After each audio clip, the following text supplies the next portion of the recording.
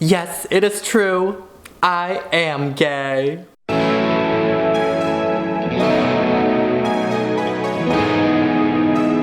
Hello everybody and welcome back to another video.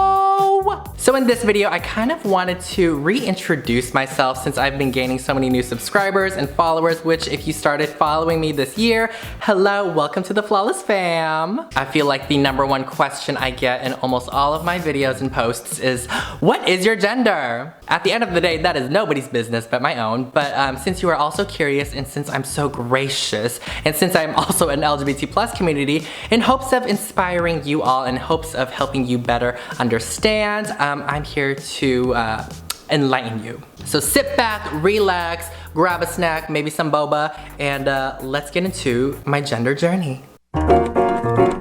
So hello, my name is Kevin, my pronouns are he, him, and his, and I am non-binary. I've identified as non-binary for a while now, probably since I was 20 when I was first introduced to that term, and I've had a lot of videos in the past where I mentioned this. I never really talk about it up until this point because I felt like there was a time period where people were gatekeeping. I remember somebody was like, if you go by he, him, and his, why are you non-binary? Because people have the misconception that you have to use gender-neutral pronouns like they, them to be non-binary, and so I was scared of people invalidating my identity when at the end of the day, I don't need anybody's approval because I truly am the only one that knows who I am and nobody else can tell me otherwise. So non-binary, for those of you who don't know, I found this definition on Instagram from this user named Matt and I love him so much. Non-binary refers to a range of gender identities that aren't man or woman.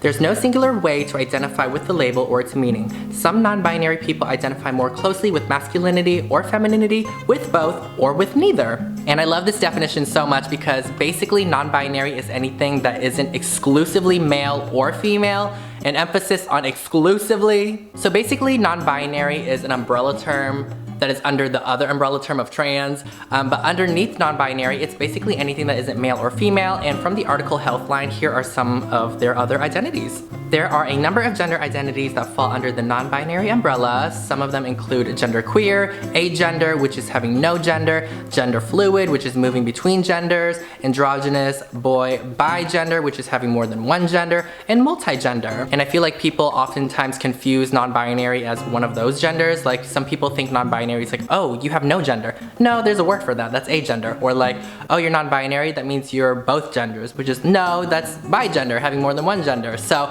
I hope that helps clear the air on exactly what non-binary is. It's pretty broad. It's just basically anything that isn't man or woman. Speaking of non-binary being within the trans umbrella, let's talk about how some non-binary people don't really identify as trans. From the same article Healthline, do you have to be transgender to identify as non-binary? Non-binary gender has to do with someone who knows themselves to be. Some non-binary people identify as transgender while others do not. This may sound confusing, but when laid out, it's actually very simple. A trans non-binary person is someone who doesn't identify with the sex that was assigned at birth and also has a gender identity that can't be categorized as exclusively male or female. A non-binary person who doesn't identify as trans may partially identify with the sex assigned at birth, as well as have a gender identity that can't be categorized as strictly male or female. And that last paragraph really resonates with me because I partially do identify with the sex I was given with at birth, but deep down inside with my gender, I don't necessarily feel exclusively male or female. Demigender is another umbrella term for non-binary gender identities. In many cases, demigender is used when someone feels a partial connection to a certain gender. Demi-girl, demi-boy, demi-fluid. So in terms of gender and where I land, because I like to think of gender as a spectrum and it's almost like a video game where you like customize your character and you can land anywhere in that little spectrum or even outside of it. I actually found this gender chart, which is one of the best visuals that helped me understand my gender better. So for me personally, I feel like a B4, which is like this mint pistachio color, which is one of my favorite colors. And so as you can see, they have different corners where it's like male, female, agender, and genderqueer, non-binary, and you can land anywhere on this grid of spectrum of gender. Quick activity break. Let me know in the comments down below letting me know where you land on that gender chart that we just saw. I almost feel like a teacher. So let's talk about pronouns from the same article, Healthline. Because of this, pronouns have the power to either affirm or invalidate a non-binary person's existence. Some non-binary people use binary pronouns such as she, her, hers, he, him, his. Others use gender-neutral pronouns such as they, them, theirs, ze, here, hers, ze, their, theirs. Sorry if I mispronounced those. And so just to let you all know, gender and pronouns don't necessarily correlate because at the end of the day, gender is a social construct, pronouns are just words, and you know, it doesn't hurt to respect somebody's pronouns if they want to be called a certain pronoun. To conclude this educational section of the video, non-binary people deserve the right to exist without constantly explaining, justifying, and proving that they are real to people who refuse to accept that gender as we know it is changing. And I love that so much because I sometimes honestly do get a little fatigued from constantly answering questions on, are you a boy or a girl? If you're non-binary, why do you identify as this? Why do you call yourself a gay guy if you're non-binary? Blah, blah, blah, blah, blah.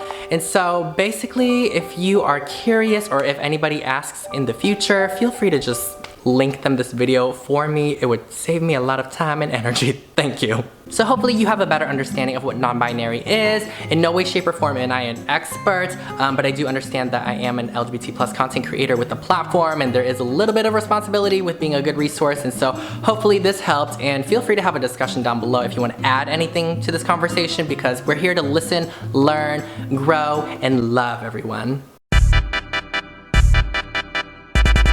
Moving on to the Q&A with more personal questions about me and my gender journey. When did you realize you were non-binary, and what is being non-binary like? I realized I was non-binary when I got into college, and I learned about that term because growing up I always knew I was more feminine, and I never really identified as truly male, but I always thought I was just like a feminine guy. But when I came across this term, I was like, wait, this really describes me like very well. And to answer what being non-binary is like, to me it's just so freeing, so liberating. It's like I don't have to live in a box with what society expects me to live as or what my family expects me to live as. I can just be me. What is the hardest thing as a non-binary person? I think the hardest part about being non-binary is all the questions you get asked. People asking, why are you going by he, him, and not they, them? People asking, why do you feel comfortable being called a father or a gay guy? And at the end of the day, words are just words, as mentioned at the beginning of the video with these gender terms.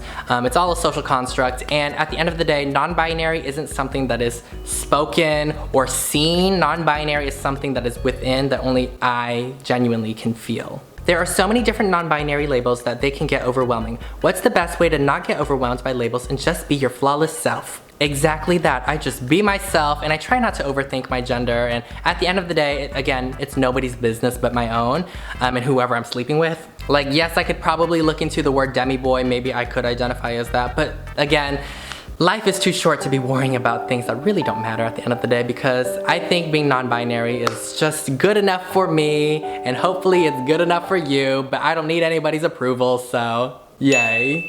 Do you experience dysphoria? And if so, how do you deal with it? Dysphoria can mean a lot of things to lots of people. For me, I do experience dysphoria. Let's say if I were to put myself in a suit and I was about to go to a wedding, oh no! Like if I ever get married or if I ever go to like a fancy event, I will wear a dress. I will not wear a suit. So in that sense, yeah, I would feel dysphoria if I were to be in a suit. In terms of like my body, what I see in the mirror, I am perfectly okay with my body and what I have, and so I don't experience dysphoria in that way. In terms of gender performance, if I were to be more macho and like alpha male situation, I definitely would feel dysphoria with that. I don't know, I like to be the more dainty, delicate person, especially like in a relationship, like with a guy. I'd be like, I'm the bottom. And the last question is, what is the difference between non-binary and gender non-conforming? I actually identify as both gender non-conforming and non-binary, but to me, gender non-conforming is more about gender presentation. So you could be a cis straight